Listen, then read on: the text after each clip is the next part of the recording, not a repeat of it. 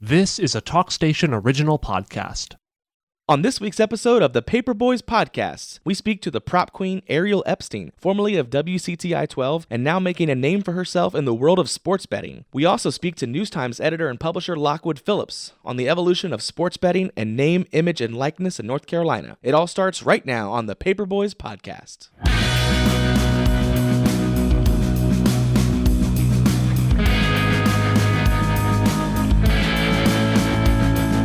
Hello and welcome to the Paperboys Podcast. I'm JJ Smith. And I'm Zack Nally. And we're joined as always by our producer Ross Caraway. And we're joined this week by our guest, the prop queen herself, Ariel Epstein. Hey, it's been a while, JJ. Yeah, it has been a while. Me and Zack knew Ariel back in the day when she was just a regular person. She was on the sidelines of high school football. And like, hey, there's Ariel with her like 2,000 or 3,000 Twitter followers. And now you look her up on Twitter or X or whatever it is, and she's got like 65,000 followers. She worked with Brian North, the man, the myth, the legend, at WCTI 12 for what, like 2.5 years? Yeah, 2.5 years, exactly. Yeah, and have since really hit it in the betting world, sports gambling, and that is now legal in North Carolina as of about a month ago, and it's going to take them about 6 to 8 to 9 months to get it all going. So they're talking about we'll be able to start sports betting in January, maybe the spring. And so who better to have on than Ariel to tell us a little bit about what can sports fans expect, Ariel, next year when they can start betting on stuff? You can expect for a lot of options, especially around football season. You'll be able to bet on a lot of the NFL, like all the NFL games with all different prop options. And you can bet game sides like the spread, the money line for an outright winner, a total, like how many total points will be up on the board. But then you also get these really good options where you can bet on player props, like even in football, rushing yards for a player, passing yards for a player, how many touchdowns. Those are the kinds of fun things that you can expect that just heightens your Sunday. I think there was some kind of speculation about, and I don't know exactly the laws of North Carolina gambling, but I know that in some states you can't bet on the college teams within your state, and I think North Carolina did that, but you'd have to double check on that. The props, they're almost endless, right? The prop market is insane. I mean, you get so many options, especially for pro sports. You can bet for any sport, like baseball, I love strikeout props. You can bet home run props. In football, like I mentioned, you get touchdown props, passing yards, receiving yards, rushing yards. In basketball, points props, rebounds, assists. You can even combine the categories and bet the over on rebounds plus assists. You could bet the over on rushing or under on rushing plus receiving yards for someone like Saquon Barkley. It's a lot of fun to be able to find those little niche markets. I would say in the NFL, because that's around when you guys will start to be able to bet. Quarterback rushing yard props are fun. Running back receiving yard props. Just those unconventional markets that people won't normally go towards, as opposed to just a wide receiver and his receiving yards. Find the edge in the little markets that people don't look at. Just as a side note, I'm just looking this up, and yeah, college sports betting here is legal in North Carolina. It's college sports is legal. It's a matter of if you can bet on the sports in the state. In New York, you're not allowed to bet on Syracuse. You're not allowed to bet in New Jersey on Rutgers. There are certain states that don't allow you to bet on the college programs within the state because they don't want you to have any kind of impact on the game. I'm seeing a report here that says Duke students will soon be able to bet on their favorite sports teams, including the Blue Devils. So I guess I don't know if that's exactly true from the Duke Chronicle here, but definitely could be in North Carolina that you're allowed to, because I remember it was a huge controversy when we were discussing North Carolina the first time around. North Carolina, I think it was a year or two ago, was up for this to be legalized, and they turned it down. That's right. And there was a lot of argument over them trying to pass what New York has, where you couldn't bet on your college teams. But here's the difference, guys. In New York, listen, I went to Syracuse. I love Syracuse. No one really cares about college sports in New York. Like, I mean, I shouldn't say nobody, just compared to North Carolina and the people that I was around in the state of North Carolina and how big North Carolina college sports is, it wouldn't make sense for the state to not allow you to bet on your college teams there. That's why it felt like a way bigger deal for North Carolina to try to pass that rule the first time around than it is for us in New York and New Jersey. Sports betting really started to come on the scene in 2018, and since then states one by one have been passing I think we're like 3/4 of the country now is going to have it. Ariel, and you've been in it for a few years now. Do you just sometimes just take a step back and are amazed at how far sports betting has come in just the last few years? It's crazy. It was 2019. I left North Carolina. I was unemployed, not really sure what my next path was going to be. Long story short, I decided, hey, sports betting seems to be the one thing that hasn't blown up yet, like fantasy sports. Let me try to learn it. As soon as I was in the betting space and then COVID hit, COVID just kind of helped catapult betting into this huge trajectory of just I think it helped us, especially in New York, to get 5 to 10 years ahead of where I thought it would be, because before the pandemic, everyone just thought it was like, oh, this is bad, gambling's bad. Then all of a sudden it became good because the states needed money, because they were in a lot of debt because of the pandemic. That's exactly why New York passed it. They needed money after COVID, and it really helps because especially in a big state like New York, you're generating $1 billion. And then, you're sitting at home and not much to do during the pandemic. It sure would be nice to go online and have some fun. It's so much. It was something that was definitely a lot of fun when you're just sitting at home. And it was a huge help for being able to just have stuff like the NFL draft to bet on. This is your industry now. You're eat, drinking, and sleep in it. I'm sure you see the positives and are excited about opportunities and potential ahead. What are your concerns as far as sports betting? You hear people worried about addiction. Obviously, there's people worried about, players betting on games, and you're starting to see a couple of headlines here or there. What are the things that concern you the most looking ahead? It only concerns me that people will start to get a bad rap on sports betting because everyone will say, oh, they lost the game on purpose because someone had a bet on the game. I don't believe in that stuff. People have been messing with games since before sports betting was legalized. I actually think that the legalization of sports betting is good for betting because it's allowing for public companies, and I don't mean like stock market public, I just mean very government heavily watched companies like FanDuel, DraftKings, MGM, PointsBet. I think that it has really helped for the government to be able to watch, whereas it's made it safer as opposed to people that are buying or that are betting offshore. When you're betting offshore, you're not being watched, and that's where a lot of the problems happen, with people getting into debt, with people having to pay back all these sharks. And those are the issues that I think a lot of these people have had with betting in the past. Well, and you mentioned that this is not the first time people have, accused, fixing games, whether it be by the league or by officials or something like that, which, most of those have been, of course, not backed up claims. They're just people upset about the way the game has gone. And I wonder how you feel about this, being a reporter and seeing the impact reporting has had on sports betting. I'm sure you're familiar with the Shams Charania controversy. For those listening who may not know, this was a reporter who worked for FanDuel as well as another publication, and the morning of the NBA draft this year, he sent out a report saying that a different player was being looked at pretty closely by the Charlotte Hornets at number 2 pick, Scoot Henderson, instead of Brandon Miller, and the betting had been pretty heavily leaned towards Brandon Miller. Suddenly, the betting is moving over to Scoot Henderson, and as it turns out, the Hornets did take Brandon Miller, and you wonder what role reporters are going to play in this sports betting future. I imagine eventually the people who are doing the betting will wise up to sort of take these pieces of advice with a grain of salt. These reporters have been getting in trouble since even before betting. I remember the NFL draft where Adam Schefter was in trouble for tweeting, and there was the delay on the TV that people were getting the tweet before they were seeing it on TV. It made people upset. People are always going to be upset about false information. You have to take all info with a grain of salt no matter what. These are very subjective things. When you come to New York, you can't even bet on any of the player awards. You can't bet on MVPs. You can't bet Cy Youngs. You can't bet Comeback Player of the Years because it's subjective awards.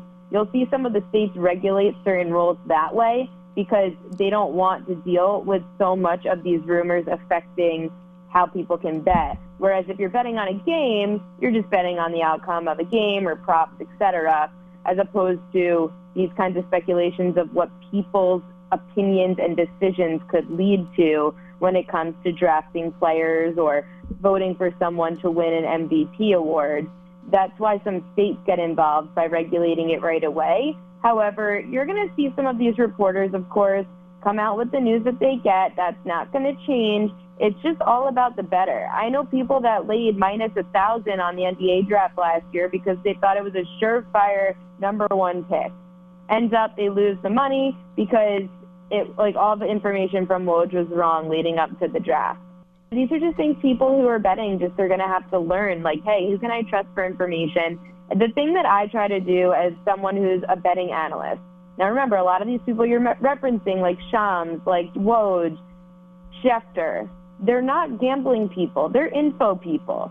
The gambling people are the ones that, hey, I am going to give you the best possible information I can give you to make the most educated bet that you can. The best advice I have, or the best feedback I've ever gotten from somebody is that they listened to one of my picks on the NBA. It was a player prop.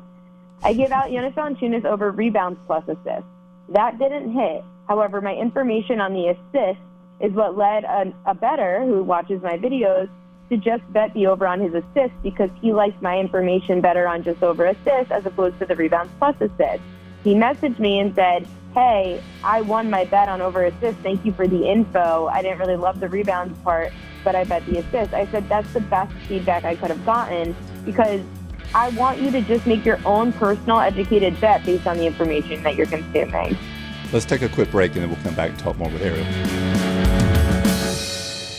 This episode is brought to you by RE/MAX Ocean Properties of Morehead City. Picture yourself waking up to breathtaking sunrises, strolling along the pristine sandy beaches of the Crystal Coast, and indulging in the tranquility of seaside living. That's what Realtor Jimmy Paylor can help you find. Take advantage of his years of experience and dedication and let him guide you through every step of the home buying process, ensuring you find the perfect property that suits your style. A home is more than a place you go after work. It's where you invest in your well-being, where memories are made and cherished for a lifetime. Don't wait. Start your home buying journey today. Let Jimmy Paylor and RE/MAX Ocean Properties make it happen for you. Come visit their office at 3326 Bridges Street in Morehead City or give Jimmy a call at 252-342-0802. That's RE/MAX Ocean Properties at 342-0802. Hi there, this is Brian Hanks with the Brian Hanks Show from Kinston, North Carolina. You are listening to the Paper Boys Podcast with JJ and Zack. Ariel, you are an on-air personality with Turner Sports. You're an on-air personality with PointsBet. You're a sports betting analyst with the MLB Network. You sound like you got a lot on your plate. Got a lot on my plate. It's been a very busy season. It's just, it never ends, but it's fun. I'm doing what I love.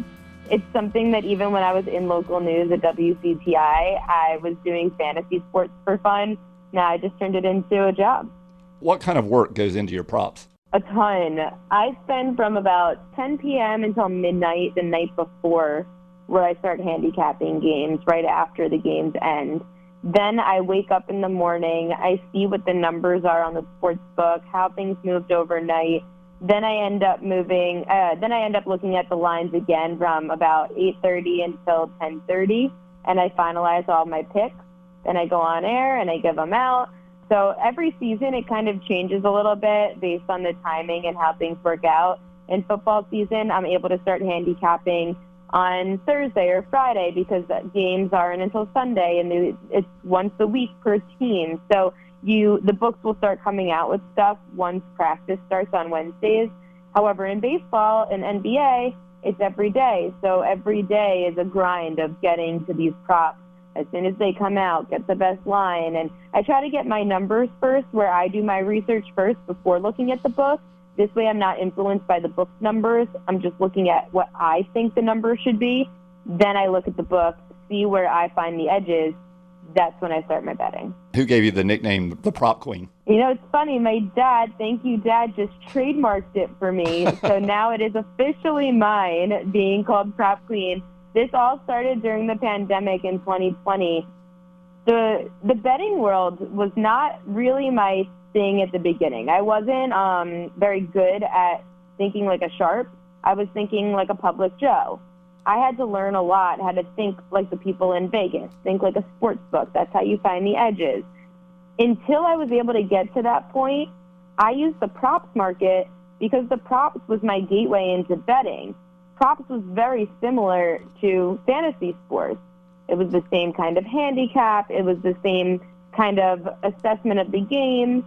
I was just not competing against all those other people in daily fantasy. Whereas in betting, it's just you versus the sports book. You beat the number, you win. Unlike in fantasy, where I started to get annoyed, I would pick 7 or 8 players out of the 9 correctly, but it wasn't good enough to beat the guy who had 250 lineups in DFS who hit all 9 of his players.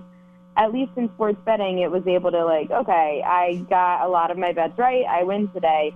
So in sports betting, it's just been, I leaned heavily on the props because it was the easiest way for me to understand betting before I really understood all the nuances of betting. No one else was doing it either. Betting was big in Vegas, obviously, but props weren't. It was more game totals, sides, spreads. I had to figure out how to separate myself from all the people in Vegas who have been doing this for so many years. What's going to make Ariel Epstein stand out? Well, New Jersey, which was legalized at the time in 2019 when I jumped into betting, props was props was the one thing that was different than Vegas. I said, hey, this is my wheelhouse. I'll do props. I was one of 3 people that focused on the props market all 2019 and the beginning of 2020. People started calling me prop queen because they were only really bringing me and my friend Nick Costos on to talk about props. What a different world you're living in now compared to your time in New Bern, working for WCTI 12, about 2.5 years there, working with Brian North, being a Eastern North Carolina sports reporter. What do you think about when you think back on those days here joining us on the Eastern North Carolina? Oh my gosh, so Brian will laugh at this. My first real OMG memory of how far I've been able to come from those days. I always think back, there was a Friday in football season where it was a complete washout. Nobody was playing. These Fridays are a grind. For anyone that doesn't know behind the scenes, especially with Brian North at WCTI for the Blitz, you are running to 4 different games. You get into work around 2 o'clock. You leave by about 4 o'clock to get there for some live shots and some of sports blocks in the beginning of in the 6 o'clock or 5 o'clock shows. So you're you go to about 4 games a night. You have about a half hour at each game, then about a half hour to an hour to get to all the other games. You don't really have time to stay long, and you just run and get any highlights that you can. You have to be back at the studio by 10:30-ish to start editing everything so you could be on air around 11. It's a grind of a day, and you don't get a dinner break. I would eat a sandwich in the car driving in between games. So there was this one Friday where it was a complete rain out. Nobody was playing. I'm thinking I'm going to get a dinner break. I'm so excited. It's Friday. I'll get out early, get to go out with friends tonight. It's going to not even be a big day.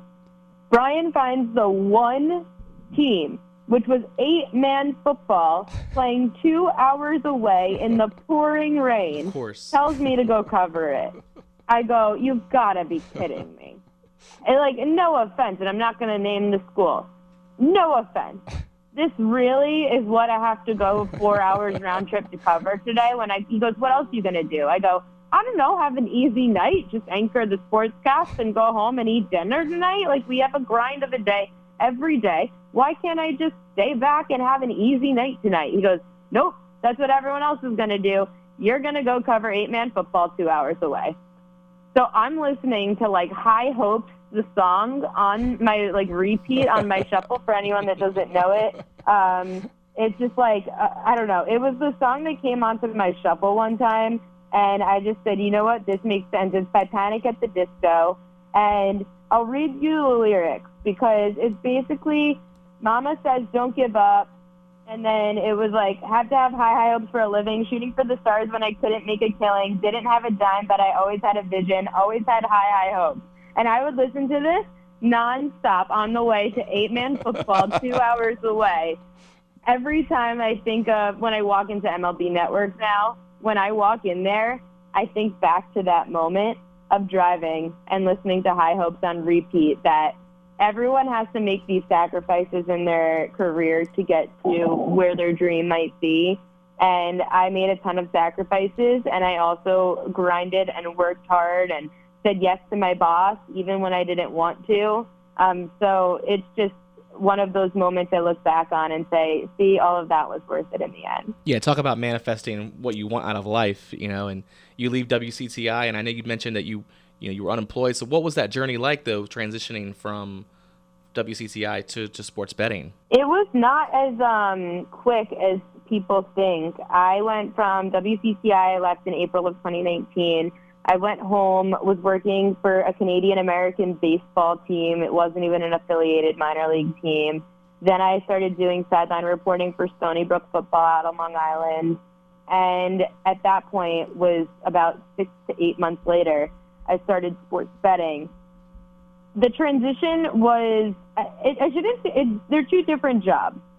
The thing I liked about the sports betting was after working so much in North Carolina for 2.5 years of like 70 to 90 hour work weeks, where you're just like nonstop on the move, driving 2 to 4 hours a day minimum. There were days that I drove 8 hours in a day. Like, people would complain about working overtime. I'm like, I literally drove for 8 hours today, and that wasn't even my work day yet. Like, I drove from New Bern to Charlotte to cover the Panthers, and then covered the Panthers game, did my 6 o'clock sportscast, sent back stuff for the 10 and the 11, then drove back to New Bern and got home at 1 a.m., woke up and worked again the next day.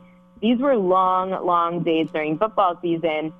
I loved every second of it, yet going into sports betting, I was back to just being in a studio. I wasn't running around like all these different events, so they each had their own perks because it was a lot of fun being in New Bern, going to all these different games, meeting all these people. I mean, listen, I was so blessed there. I went to the League World Series. I covered regionals and super regionals, covered some great high school football, covered the Panthers, covered Duke, Carolina. I got to see so many fun things while I was there, and I can't name ECU because it was a terrible time for ECU football and basketball when I was there. But watching some players like Holton Ahlers, who's now going to the Seattle Seahawks, seeing Brandon Ingram come home, Reggie Bullock, just meeting all these people that that run through North Carolina, especially Eastern North Carolina, that are now at the professional level.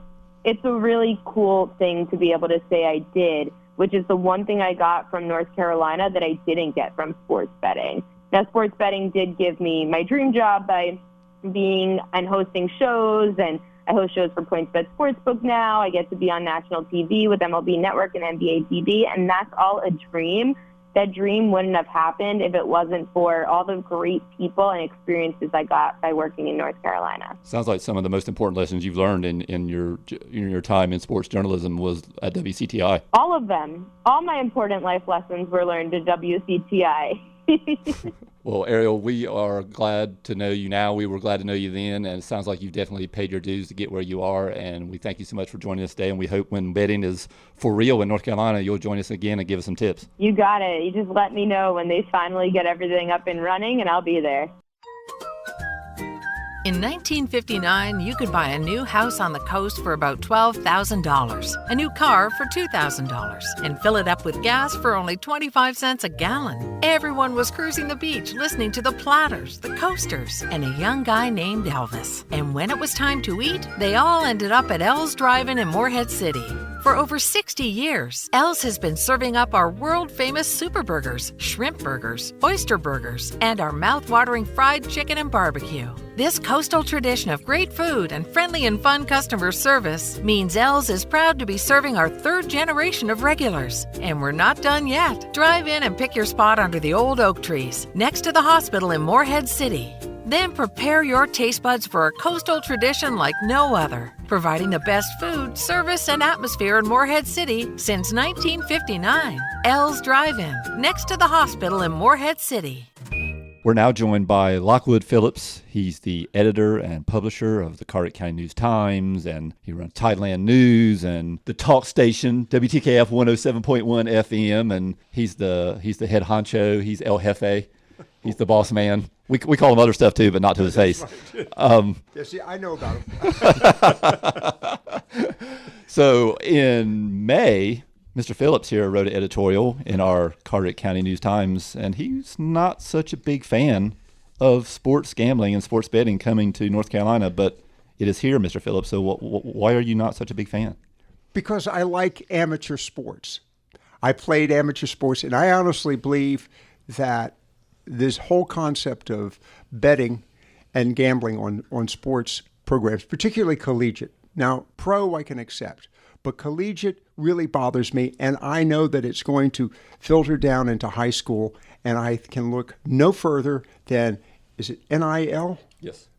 And we now have high schoolers who are engaged in NIL, name, image, and likeness contracts. They're destroying amateur sports. I know that you're a critic of, I say critic, of the various club sports and also the private schools and the way that they're allowed to integrate into the public school environment, because in both the club sports and the private schools, they're really picking and choosing. They can cherry pick their players and their skills. It's damaging the whole concept of amateur sports and what children used to enjoy.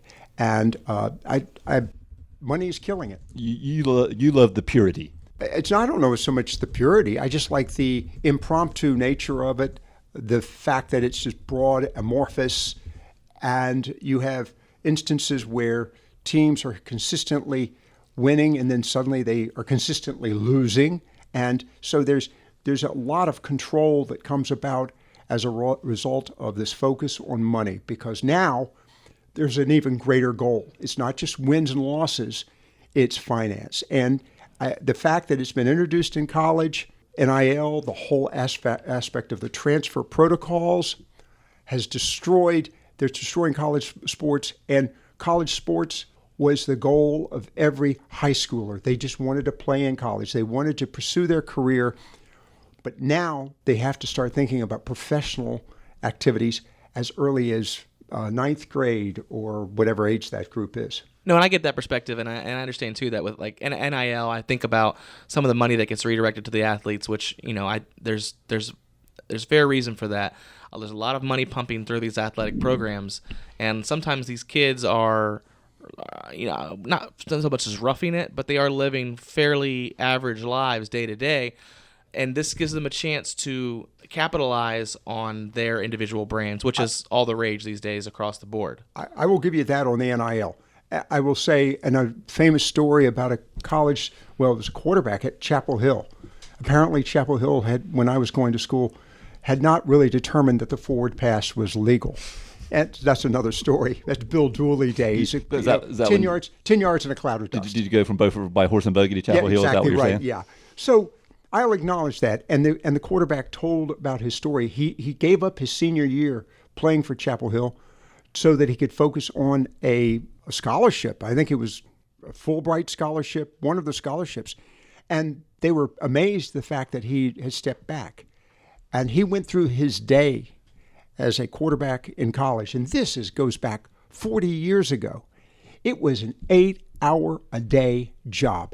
And I'll acknowledge that. These players in college, they're athletes first, students second, and the colleges demand that. And then they like to, of course, give this image that they're student athletes. They aren't. I acknowledge you are correct. And the fact that the colleges have raked it in on the likeness and the images. Now, the question I do have is, and again, I'm not on the side of the schools and the athletic systems who are raking in this cash, but eventually, do we reach a point where if the athletic program is not receiving this money and cannot make capital improvements and the like because the money's being redirected to the athletes themselves, I wonder if there's a trickle-down effect there somewhere. I'm sure there are. As a matter of fact, Arch Manning, I understand they spent close to $250,000. Yeah, the numbers are huge. Texas. Just to get him, just to get his attention. Right. And again, it goes back to, it just damages the whole concept of amateur sports. It goes back as far as the Olympics, because then the Olympics decided they would introduce professionals in, for example, basketball, tennis, and the others. I worry less about college and more about high school, but the final analysis is that with the introduction of gambling, it just makes money more pervasive in every aspect of sports. And the other aspect of it, make a quick note, it was coincidental. This morning, in anticipation of this, I looked at the Wall Street Journal, and here's an article today from the Wall Street Journal. And here's the headline: the NCAA's interest in gambling is growing. Its penalties for athletes who gamble are shrinking. And they talk about a player at Virginia Tech, Vatek Alan Tisdale, who placed a bet on not a football game. He got hammered. He lost the opportunity last year to play in 7 games. But now they're going to remove that suspension. But it just matters that the NCAA and the colleges recognize that it is all about money, and we're going to see it at the high school level. So North Carolina just passed sports gambling. It's good to go, but we won't be able to do it for anywhere from 6 to 8 to 12 months. It takes a while to set up all the sports books and everything. So we're talking 2024. You wrote this editorial. You can find it at Carolina Coast Online. It's online sports gambling races to the finish line. Had they have voted to the North Carolina General Assembly to just bet on professional sports, would that have been more in line with what you were looking at? Yes, and the problem is the horse is out of the barn, as they say. They're already gambling. As a matter of fact, another story I picked up in preparation for that initial editorial was that you've got gambling now for video games. And of course, our producer is a big gamer. I don't know about you two. I'm not. But they're now gambling on video games, and gambling, because of the internet, is so pervasive. I think that the solution would have been pros, yes, college, no. But then again, I got to go back. What does this do to Pete Rose? Can we let? He's on a different world these days, isn't he? Oh, yeah. Yeah. There used to be a moral high ground, I think, with It was. sports journalism and people, the way they looked at him, and now everybody's betting on everything, and it's like, what difference did it make? I know. Yeah. I mean, he was just ahead of the game, that's all. Ahead of the curve. And I do understand, you're talking about the effects of amateur sports, and I to some degree I do agree, but I also have to ask myself how much revenue is being left on the table if we eliminate that from the sports betting world. I mean, some of the I'm going to pick on you a little bit here. Some of the feelings you have sound to me a lot like the feelings people had about the education lottery when we put that in however many years ago. We are up to 2005. 2005. We are up to $9.7 billion in revenue from that. Americans, let's say PBS did a report here, over the last 5 years, Americans have bet over $220 billion on sports. That's a lot of tax revenue. But the other side of that is, why stop at gambling? Why not we have our own red light district like Amsterdam? I mean, Well, you're coming up with good ideas all the time, Ahmed. well, the old adage is tax the vices, and that's what you're doing. I can't argue that case adequately because you're right. Somehow you've got to put controls on it, and you ought to have to set standards. As far as leaving money on the table, I think it's a weak argument, because what we really look at for sports is the ability to teach people the qualities of life, experiences, competition, win-loss circumstances, things of this nature. The gambling is honestly secondary to it, but it's going to drive it. The casinos are also coming. But they actually employ people. Okay. I'm still a big opponent to the lottery. Okay. But I said when we were going to do the lottery for 2 reasons. One, I knew right out the gate that the lottery money was going to be abused. And it was. They siphoned it off to pay for other expenses at the state level. Nobody's getting really employed by the lottery, whereas casinos actually pay people. And there are ancillary expense services that are purchased as well. So a casino, I'm all in favor of, quite frankly. Mm. And I know you followed it, the casino they have in Danville, right, Virginia, and you read all these stories at WRAL. And I would encourage anybody to look up Brian Murphy. He is a sports investigative journalist with WRAL, and he writes a lot about this. Yeah. And you can find him at Muckrack. Muckrack, yeah, that's the newspaper resource to find specific and you articles can find or authors. You can find his stuff. I think it's just muckrack.com/Brian Murphy. You can find all his stories, and he's done a lot on the Danville Casino. And you read those stories, and he talks about all the NCGA folks saying, exactly right, we're losing money. That's right, I know. Yeah, well, that money is leaving North Carolina and going to Virginia. That is a fact. I just think from the perspective of high school and college, we ought to set barriers. That's all. I think that's fair. Yeah, I think the latest story he had was there was a study done in North Carolina that said they were going to lose out in about $260 million in revenue to Virginia. Pocket change. In the world of billions and billions, how about it?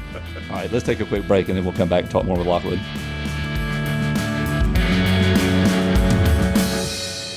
Carteret County Speedway honors the great Davey Allison this Saturday, August 12th. The Davey Allison Memorial and the Donnie Allison Legacy Series, plus Bomber Event, the Southern Ground Pounders, and more this Saturday. Tickets just $15. Kids 10 and under free. Plus military discount to active and retired military with proper ID. VIP seats, trackside spots, camping, and Moonshiners Restaurant. All at Carteret County Speedway. The Davey Allison Memorial this Saturday. Green flag drops at 6. Get your tickets online at carteretspeedway.com. Hi, I'm Jimmy Paylor, college baseball umpire, and you are listening to Paper Boys Podcast.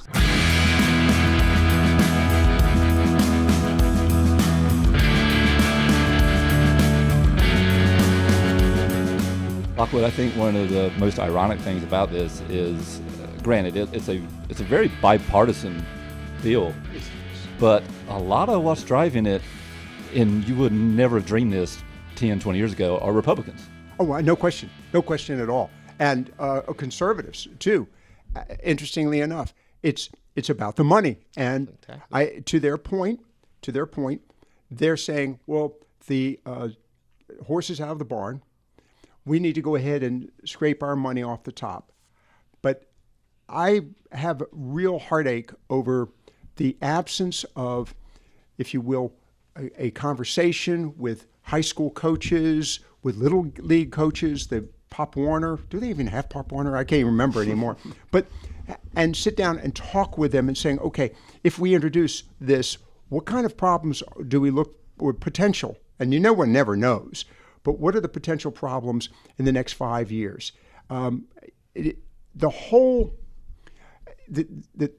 aspect of amateur sports, I think, is being challenged by money. And we talked about it, and I know we'll get into it in a few moments on the topic of NIL, but the aspects of these club sports and things of this nature.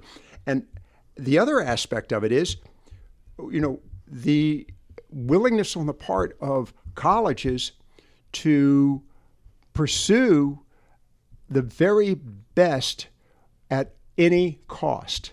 And again, the amateur athlete, the athlete that walks on, for example, is just relegated to second class. That's the only fear I have. Where is this really going to end up? And I think what's going to end up is destroying amateur activities. It's interesting to me. We ran a story at the News-Times from a Associated Press story, and this is just a few weeks ago we ran this, and they were talking about this sports gambling being looked at as a major revenue producer, because the Senate's version of their budget coming up, they want to start ratcheting down individual tax rate. Right. They're talking about 3.99% in 2025. That was originally 2027. They want to bump that up. Now they're talking lowering it to 2.49% in 2030. To more lower. I mean, it keeps going down and down. And one of the how would they replace the revenue? Yeah, I know. And I will just simply say the ever consistent rush to make money never sometimes considers the cost. And the cost is, I'm thinking, more of a community cost, more of a cost on the impacts of the individuals and what we're really trying to accomplish with sports. Because remember, sports was originally a ball and a stick. And the kids made up the rules. But we've narrowed it down now to everybody looking for that goal of either success or, for that matter, money. One of the things I found interesting, and I think, and you've mentioned the term a couple of times now, the horse out of the barn. They see where it's going. These representatives and senators, and they're like, we got to get on board, or we're just going to lose the money. And Brian Murphy was on an interview and around the Super Bowl, and he was talking about how many people in North Carolina were going up to Virginia to bet on their phones, and they have legal accounts in Virginia. It's not a legal account in North Carolina. Mm-hmm. So they tracked it, and it was 160,000 legal accounts that were being accessed just over the border, where people had gone over the border to do this. Don't disagree at all. And the same holds true going to Las Vegas, as we say, or now Atlantic City. But it's interesting. If we're going to do that, why don't we open up the casinos in North Carolina?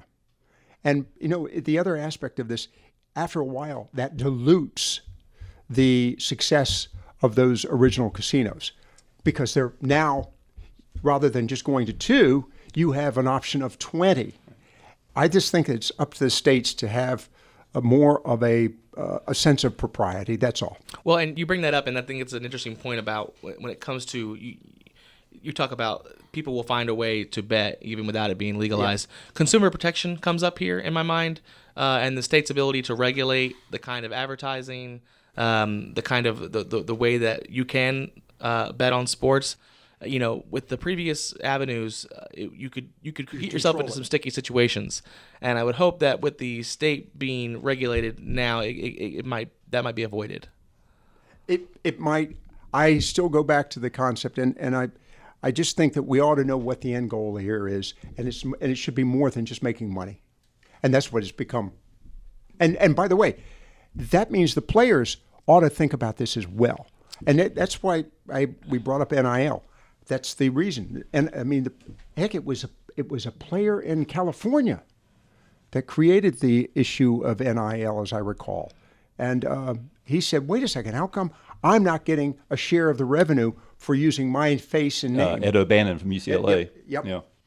Well, that's funny. That whole case is what there's a popular. You brought up video games. There's a popular video game, NCAA football, and it was one of my favorite video games, and it got shut down point blank because of the NIL. The Ed O'Bannon issue. The issue that I have too with the separation between the NIL and the sports betting, or if I'm a proponent of those things, one of the things that I am interested in is the advertising, the partnership opportunities that come from these. We look at something like the Savannah Bananas, and the nature of sports is changing. It's entertainment. And the entertainment factor, the entertainment value in some of these changes, I think is made more viable through sports betting and some of the opportunities they provide. That may be the case. I don't know how you get the money down to the players in that case, other than allowing them to bet. But I just go back to the issue of determining where do we draw the line to promote amateur sports, and keep in mind, it was the amateur sports. It was a natural filtration process, and out of that filtration, somebody entered up and moved up into the popular area. And I got to brag a little bit, because I have a granddaughter who's very successful, but she's an amateur, pure and simple amateur. And but boy, I'll tell you what, she's got sponsors, and for those who are not, she's a swimmer, and there's a thing called skins, and that's the clothing that they wear. Try $300 and $400 a pop, and if you're competing, you only wear that skin one time. So there's a lot of money in sports. So and it may not necessarily be the people who are making $100,000 a year to be the star quarterback, but people who need help affording what it takes to compete. Yeah. You've mentioned the money and how you feel like that's corrupting a little bit, and a lot. Yeah. How much of your concerns with sports gambling is just the moral issue of gambling, and on the other side, maybe the athletes betting on games and being suspended and some corruption going on or something? Both related to the moral side.